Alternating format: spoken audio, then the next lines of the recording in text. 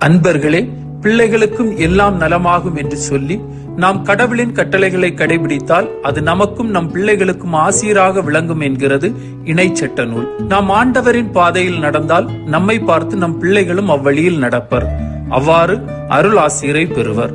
நாம் ஆண்டவருக்கு எதிராக செயல்பட்டால் நம் வாழ்வு சோதனைகளும் வேதனைகளும் கொண்டதாக மாறிடலாம். அது நம் குடும்பத்தையும் நம் பிள்ளைகளையும் பாதிக்கலாம். எனவே நமது செயல்பாடுகள் ஒவ்வொன்றும் நம் குடும்பத்தை பாதிக்கும் என உணர்ந்து செயல்படுதல் நலம். எதிர்மறையான பாதிப்புகளை ஆண்டவர் தருவதில்லை.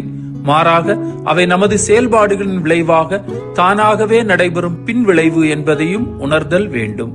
தாயும் தந்தையுமான இறைவா, நீர் எங்களை சபிப்பவரல்ல, நாங்கள் கெட்டுப்போக நினைப்பவரல்ல, எம் தவற்றிற்காக பிள்ளைகளை தண்டிப்பவரல்ல என உணரவும், எங்கள் தவற்றின் விளைவுகளே எங்கள் வேதனைகள் என உணரவும் வரம் தாரும். ஆமேன்.